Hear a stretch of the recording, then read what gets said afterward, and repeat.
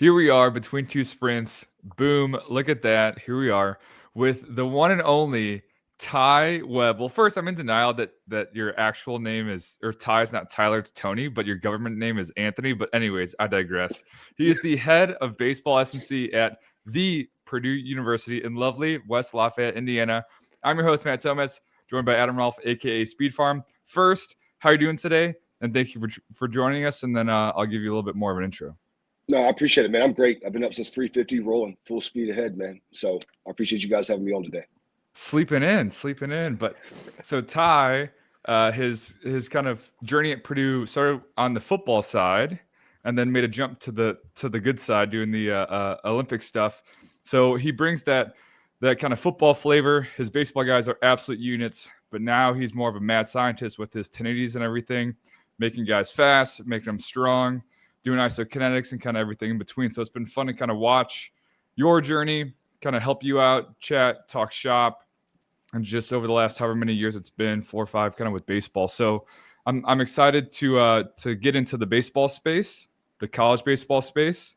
There's not too many programs, so I'm excited to hear what you guys are cooking up. So feel free to toss in kind of anything about your background that I missed, and then we will hop into it. I mean, that's pretty much it, man. Football and baseball going back and forth. So, I mean, unless you want to bore you with all my stops along the way, but that's pretty much it. Been here for 4 years. So good enough for us. So let's go through your kind of origin story with the 1080, your first kind of experience, if you kind of remember how that was, and kind of bridge the gap to kind of where we are now as a 1080 power user. yeah, so blessed to be in a place that have the resources that we do have. I mean, I think we probably have more 1080s than anybody else in the country as far as on campus, right? But it started back in, I believe, 2021 when I was on the football side here. I got here in February of 2021, and me and the lead assistant really hit it off. Ryan Phillips, he's now the head guy at BYU, right? So I don't know, man. Going into that off season, he went down the rabbit hole with speed, 1080s, and all that. And I kind of jumped in there with him and started playing devil's advocate. So he did all the grunt work. He's the one that was doing all the deep reads, all the deep research.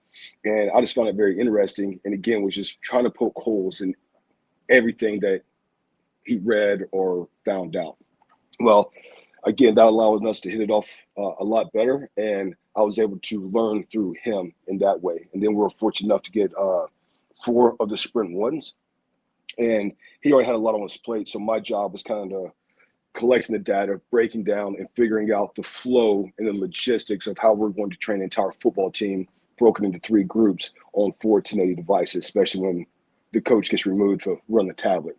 So that was that was enlightening and a lot of fun to be able to figure out how we're going to use your space and all the problems that came around that as far as our outlets weren't strong enough to be able to push the one. So we had to get that changed. We had to get the eye hooks put into the wall. Our Wi-Fi was not strong enough in our indoor. So we had to get all those things figured out. And then again, still have a working flow and to make it productive because my head strength coach at the time, he wanted to be in the weight room and lift. Well, we're trying to sprint and be able to gain that kind of speed. And we had to get this done in about 20 to 30 minutes. You know what I mean? So we had to be extremely efficient while still allowing for the proper recovery times. And so we can still go back and collect the data. So that's kind of how it started. Was able to work with that, for the entire off season in 2022. I think is when we made the purchase, and all the way through the summer. So I was able to get about 7.5 months of use on the 1080s. And we were not doing anything fancy. Extremely simple. We're running on the 1080 3 days a week, Monday, Wednesday, Friday, doing heavy resistance on Mondays and Fridays, and our light resistance at 20% velo decks.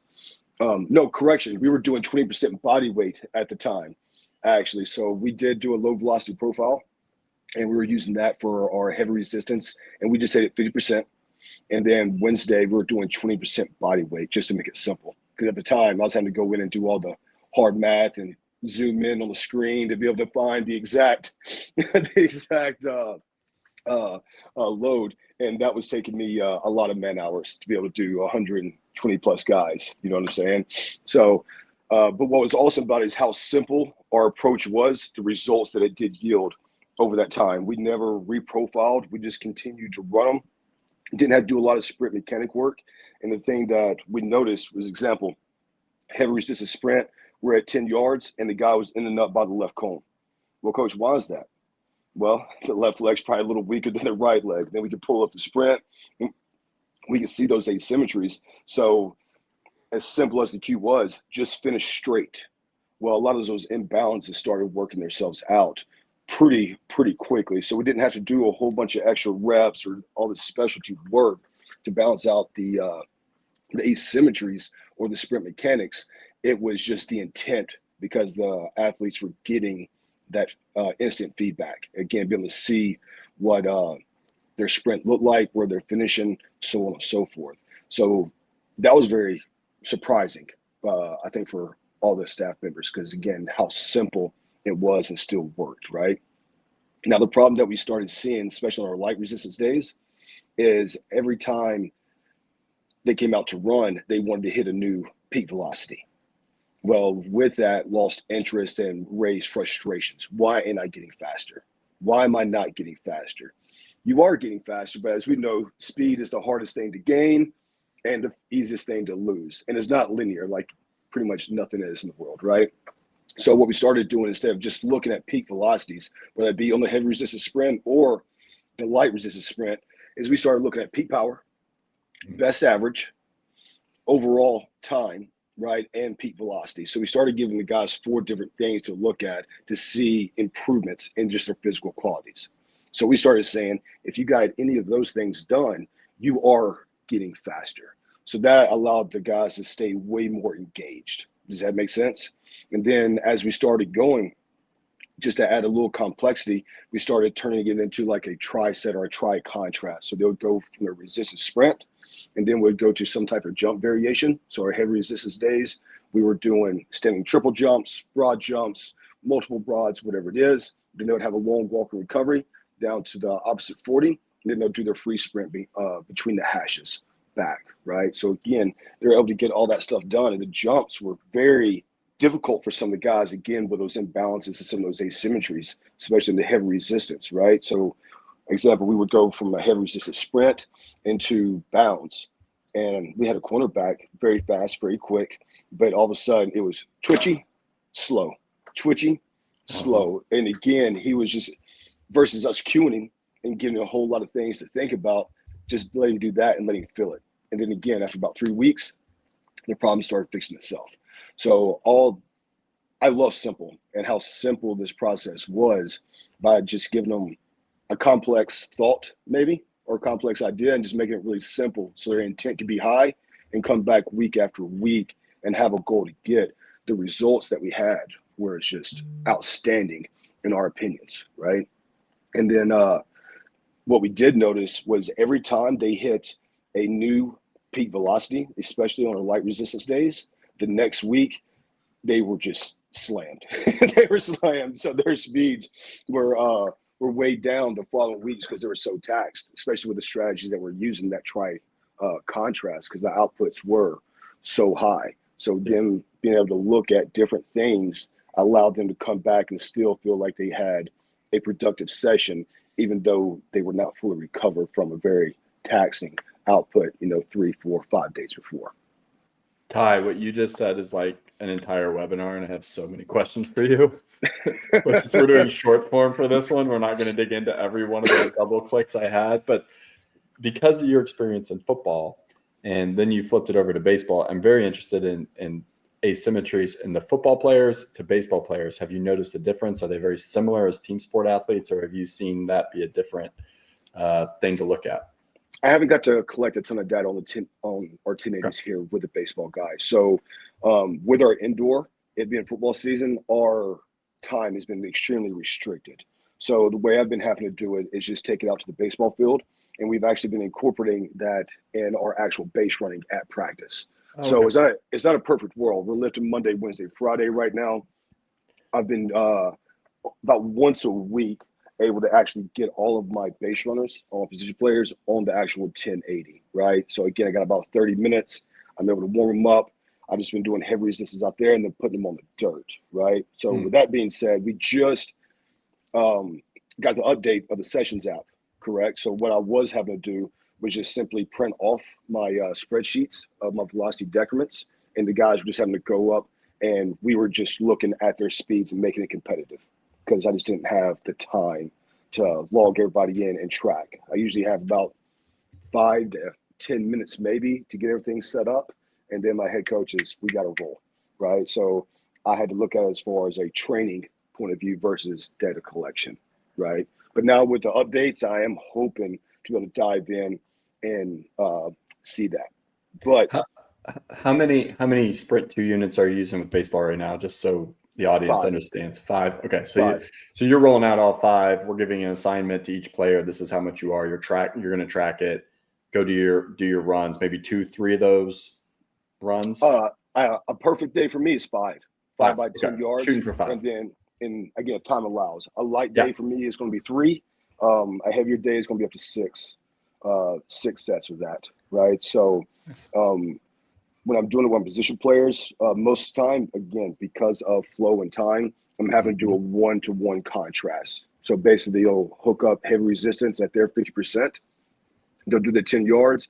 They'll walk over to first base. We'll come out with still starts. And I have everything marked out from our leads. So right-handed pitcher is going to be 13 feet. And that's what we'll work on that day. And then I set up my 3-step projection ladder as well, where my first step, 0 to 1, is 4'1", 4'4", 4'7", right? Sure. So basically, after 3 steps, I'm wanting to be at 26 feet down the baseline, right? And then we do 2 reps at 10 yards, 2 reps at 15 yards, and then we'll open up the entire length of first to second, right? So again, kind of a little cooler weather up here. I want to make sure that we're building up, and I'm from the belief that our sport is extremely accelerated biased, and as far as base stealing standpoint, you're basically out or safe in your first 3 steps. And my head coach is in agreement with that. So he really wants to work on the reactions and the jumps getting off. So that allows me to take my time and really focus on the acceleration. Now, what we did get to do last week, we got to run inside. And after I came down, I finally put up target speeds for my velocity decrements and the 80% target speed after 10 yards. And that was incredible. Incredible, right? Because it kind of takes either you got it or you didn't. Same thing, velocity-based training in the weight room. You got the speed or you didn't, right? You're supposed to be at 10.0 and you hit 9.8. Guess what, bud? You didn't get it. You know what I mean? So that raised the competitive nature a lot. Now, with our free sprints, we're coming out of a still start, so lateral stance. We only had 2 guys that profiled at 19 plus miles per hour that were able to get to their 80% in 10 yards. So again, that's something I'm going to have to dive into. But again, coming out of a lateral start, a lot different than a 2-point or definitely a 3-point stance, right? So much more difficult to be able to get that. But the intent that it had, because they are competitive, they want to be able to get their target speeds, right? So every rep got better and better and better. The 2 guys that actually did get their speed, that profiled at over 19 miles an hour, both got on their 3rd rep. So it took them a few to get there, and then boom, hit their speed. Then we started seeing a small decline. So at that point, if I had the perfect world, I would have started giving, longer and longer and longer rest intervals. I just didn't. They were getting about 90 seconds between the reps. So no wonder people say pitchers aren't athletes, because no one trains them like athletes. They're just off in the corner just to go rot and just lose all of their athleticism. Oh, but no, our guys, I sprint my pitchers. I sprint them pretty hard. So that's always it's always fun to see.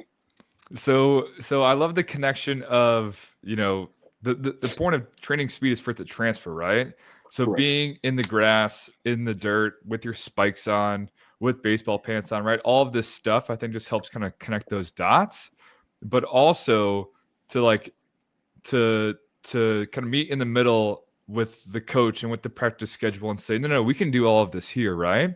So take me through kind of, because the head coach of baseball has been there a while, right? Kind of how has it gone implementing this new tech, maybe getting a little bit more time than you've gotten in the past. And so kind of just navigating that, plus the guys, plus the coach, plus kind of putting it all together. And then if you could share the little story about your guys' most recent testing, that'd be awesome.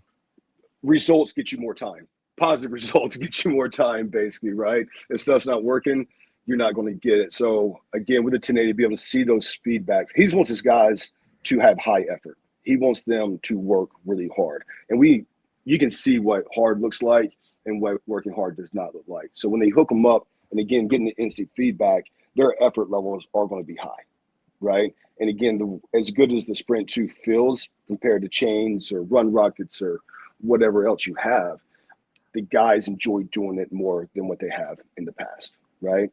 And then for them, the presentation, we can do the same stuff in the indoor, but the presentation of them being on the dirt in their spikes, it just helps create more buy-in, right? And with that buy-in, higher efforts, higher intents come up, right?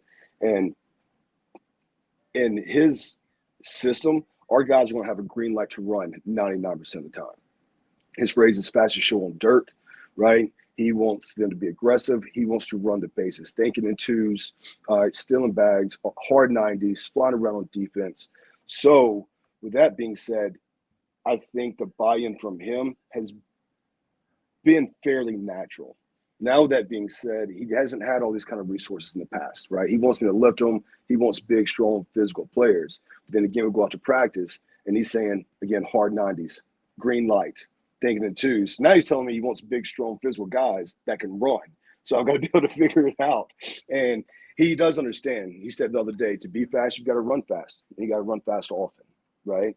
So the buy-in with that has worked its way in, with me just being patient as well, not demanding too much time, taking advantage of the time I get, and then getting more. Like, for example, he asked me the other day if we could start using the 1080s at second and working our vaults and stuff like that. So his mind is starting to work with it as well. But then a couple of weeks ago, during fall practice, we had our scout day. The guys ran 60s. I don't train 60s, right? Baseball players are not the most natural runners all the way around. And it's just risky, right? So anyway, the scouts are there, the guys ran. And we only had two guys that did not run a sub-7, right? And one was like a 7:01, the other was a 7:1. So his words were, it's the fastest team he's had in 33 years. And whenever he saw that, I mean, we had, I think, 1.63, several 6.4s, a lot of 6.5. And these are bigger guys. I mean, both of our right fielders, one's about 210 pounds. He ran a 6.4 60. The other was 235 pounds. He ran a 6.5 60. And he was blown away. And not just how fast they ran, but how well they ran as well, right? And again, everybody came out healthy. No injuries took place. And he was like, man, that machine, it's the real deal, huh? I was like, it's the best money can buy, coach. Yeah, it better work. Ty, I think you know what you're doing with that tool. I think that's what I hear. I hope he's giving you your flowers, because you're implementing the tool to make your players better, but you are the one doing this. So congrats on that. That is an awesome accomplishment, man. Hey, before we get out of here, because we don't want to take you too long, have you thought about doing, now that you have the head coach, you have the mindset, and I know you guys did a little bit of assisted work back in football days. Are you thinking about doing any assisted sprinting in baseball, or is that off the table just because you don't have time? No, it's definitely not off the table. And I'm just trying to be patient with that, right? Again, my sprinting is not as consistent as I want it to be, where it's only true schedule. Mm-hmm. I got to take advantage.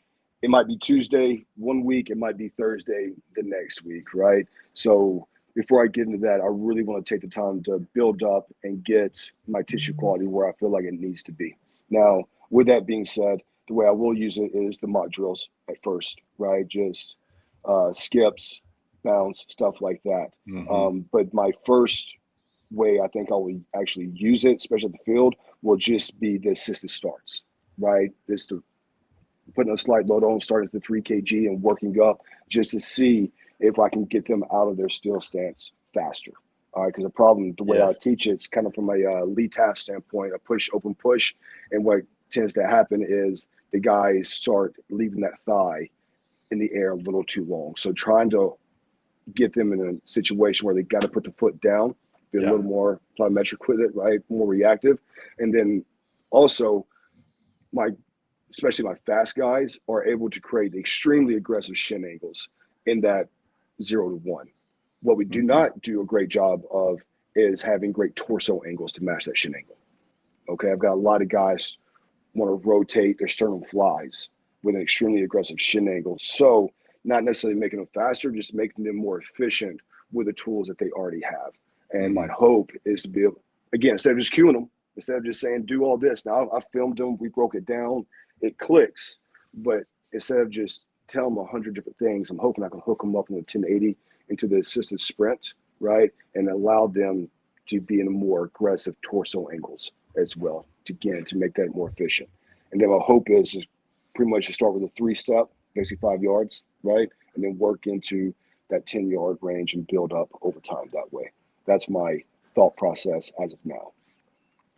Plenty of new things and experiments, and we didn't even get to what you've been doing in the weight room with it, but maybe that'll be a cliffhanger for part 2.0. But super awesome episode. Again, got to keep this. This is probably the best I've stayed on schedule. So thank you, Adam, my co-host. But definitely a mad scientist. The high level football, high level baseball, putting it all together, getting the guys bought in, coaches bought in. Definitely maximizing your use of the 1080 Sprint 2. So this has been awesome. Got to give you your flowers, roll out the red carpet to plug whatever you got to plug shamelessly. Emphasis on shameless. Where can people get more of you and kind of learn more? Instagram. That's the only social media I have. At Big Tony Level 3. That's me. So reach out anytime. That's it. I'm trying to turn you into an influencer, so we'll get Purdue on the 1080 page before long. But thank you very much for your time, sir. I'm looking forward to the next one. Thank you, Adam, as well.